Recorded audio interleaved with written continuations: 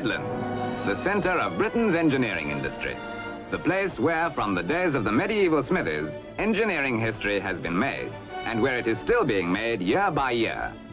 Birmingham and Coventry designers and craftsmen made these handsome veterans, and their sons, grandsons, and great-grandsons are carrying on the tradition which it takes generations to create.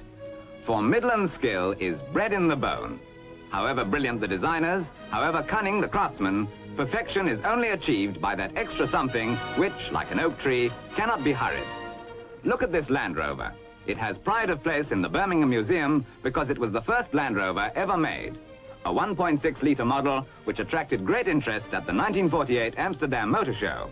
Yes, the first, but because it was the product of a firm with half a century of automobile experience behind it, a job without snags.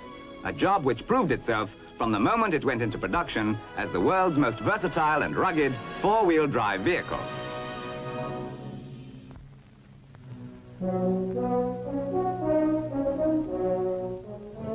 The Rover Company at first only planned a limited production of the Land Rover, 50 a week for 5 years. But even the company was surprised by the immediate and overwhelming demand for this virtually unbreakable machine. And in less than no time, the original production schedule was itself a museum relic. In the 10 years since the first Land Rover was exhibited, over 200,000 have been manufactured.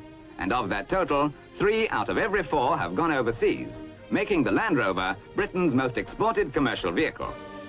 The Land Rover has been news from the beginning. In its second year, it was ordered by the British Army. Since 1955, it has been the Army's standard quarter-ton forward area vehicle and is now part of the equipment of the armed forces of a couple of dozen countries, from Ireland to Ecuador. And as for farms, there is literally no kind of farm in the world, from snow to sand, from pampas to paddy field, where the Land Rover has not proved itself absolutely irreplaceable.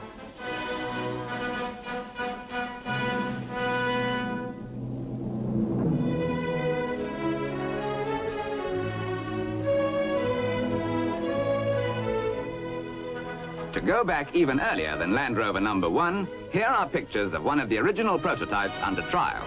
It had a wooden body and a central steering column. And the Rover Company's Solihull factory put it through its paces on every possible job, amending and adapting, correcting and improving, until they were satisfied it was ready for the public. And as their customers know from long experience, the Rover engineers take a great deal of satisfying. That's why Rover customers remain Rover customers.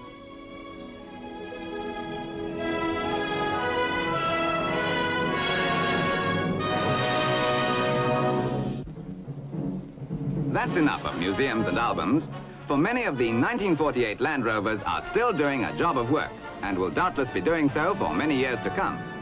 Barbara Toy, an Australian authoress living in London, owns Pollyanna, one of the very early Land Rovers. Pollyanna has taken Barbara 140,000 miles through Africa and the Middle East, and recently right round the world to places where not many white women would think of going alone. So, to its 1,001 other uses, the Land Rover can add the qualification of chaperone. Now, Barbara plans a Land Rover trip to Moscow, where, incidentally, one Land Rover has already been.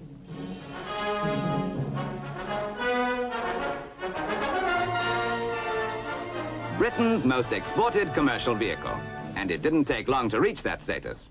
In its first 2 years, the Land Rover earned £5 million in foreign currency.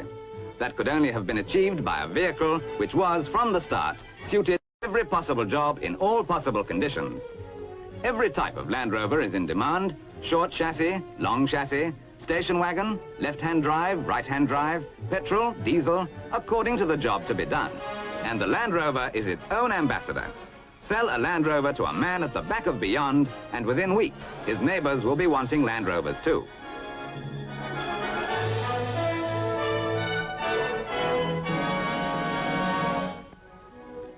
Of the Land Rovers exported in the past 10 years, Australia alone has taken more than 27,000, and that's about 1 in 8 of all the Land Rovers produced.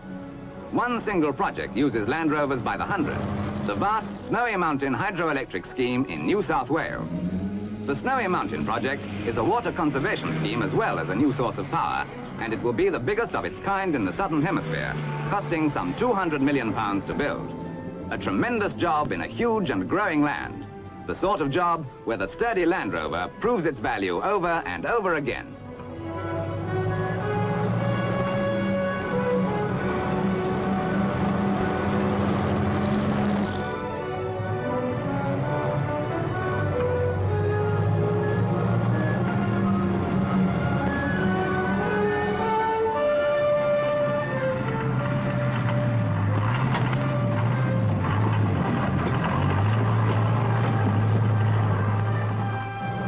Oddly enough, not many Australians, native-born Australians that is, work at Snowy Mountain. It's too high up for their choice. But for Scandinavian immigrants, it's a home from home, and large numbers of them are employed here. The Land Rover has no such preferences. Thermometer and barometer can say what they like. The Land Rover is at home in any place where there's a job of work to be done.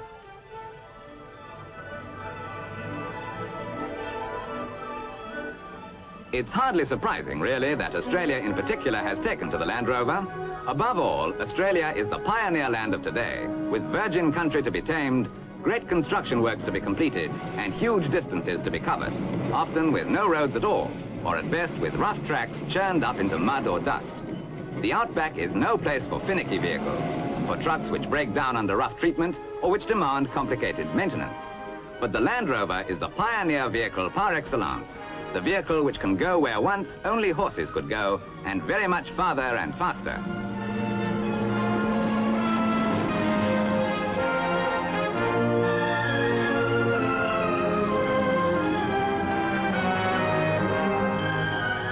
There can hardly be a major hydroelectric scheme under construction anywhere in the world, outside the Iron Curtain, where Land Rovers are not playing their part. Besides the Snowy Mountain scheme, many are in use on Africa's biggest, the Kariba Dam project in Rhodesia. And nearer home, they're doing the same job in Scotland.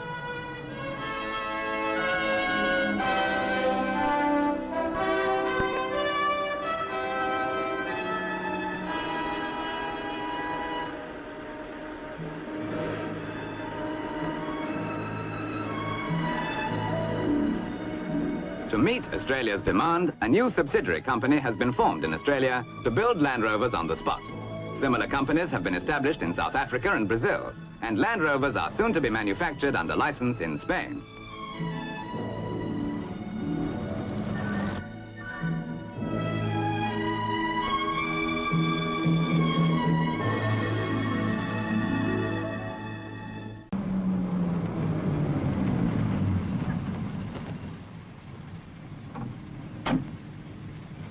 And now back to England to introduce the fruits of 10 years of experience and vindication, the Land Rover Series 2. Without sacrificing any of the well-tried features, Rover engineers have produced a better-looking, more comfortable vehicle, even better equipped to do whatever is asked of it. Let us show you over it. Anyone who's ever poured petrol from a can will appreciate this feature. Like the Series 1, the new Land Rover is made in petrol and diesel versions, and also in two sizes. The regular short chassis with an 88-inch wheelbase and the long chassis 109 inches. The tailboard has ingenious new quick-release catches designed to stay in position over the roughest of ground. The body, of course, is still made of rustless aluminium alloy with all exposed steel items heavily galvanized. The years have proved the value of this, for the alloy is resistant to such things as corrosive fertilizers and will stand up to all types of climate. But the whole body has been given a smoother and more pleasing appearance, suitable to a multi-purpose vehicle which must be smart as well as workmanlike.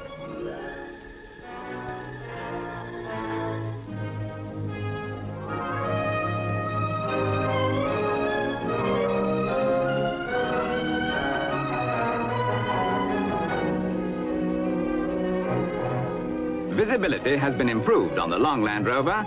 The rear window is larger and rounded quarter lights have been added. All windows are now of non-scratch glass. The doors have external handles and can be locked.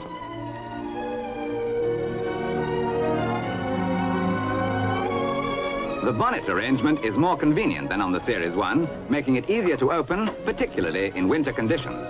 A single catch releases it from the front of the vehicle. And so we come to the heart of the matter, the engine.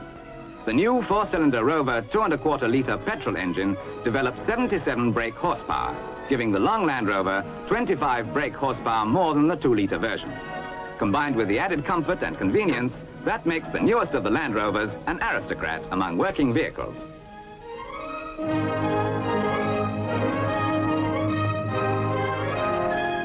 The redesigned seating is deeper and softer, improving driver and passenger comfort, which is also affected by the attention given to springs and shock absorbers.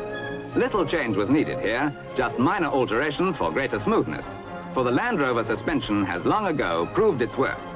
After careful thought, Rover engineers have decided to retain the use of beam axles, for experience has shown that their simplicity and strength are best suited to cope with the constant pounding on destructive terrain, which is all in the day's work for the Land Rover. Shock absorbers have been redesigned, and on the long Land Rover, progressive rate springs give 2 inches greater travel. They are mounted on hangers which have been brought forward for improved stability. The turning circle has been improved on both regular and long models.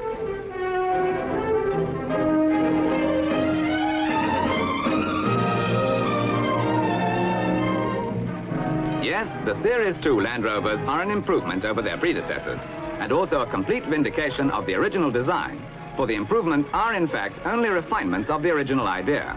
No basic alteration of any kind was either necessary or desirable.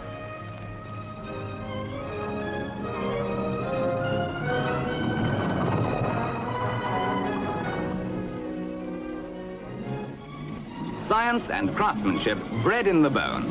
That is the secret of the finest vehicle that even the Rover company has ever produced. 81 years ago, Rovers started making bicycles. 54 years ago, the first Rover car appeared on the road. Like a craftsman working through the years to his peak of skill, the Rover company served its apprenticeship when cars were a novelty and has grown up with them. No company in the world knows more about them, and few can parallel its contribution to the perfecting of the modern motor vehicle. Ask a Rover designer or craftsman which of the company's products gives him the greatest pride, and he might have difficulty in answering. But the chances are that he would say the Land Rover. For here is a vehicle which was a pioneer and is still beyond dispute the finest of its type. What other vehicle in the world has for years been doing jobs as varied as farm work, exploring, big game hunting, towing and powering mobile machinery of all kinds, post-hole digging, pumping water for circus elephants amongst other things, and locust control? What other works for armies, frontier guards, police and fire brigades, and acts as a mobile bank, a mobile surgery, or a mobile workshop as occasion demands? 10 years have proved the Land Rover can do all these things and more. When new jobs arise to be done, the Land Rover will find a way of doing them. And when an even better Land Rover is made, it will be made by the Rover company.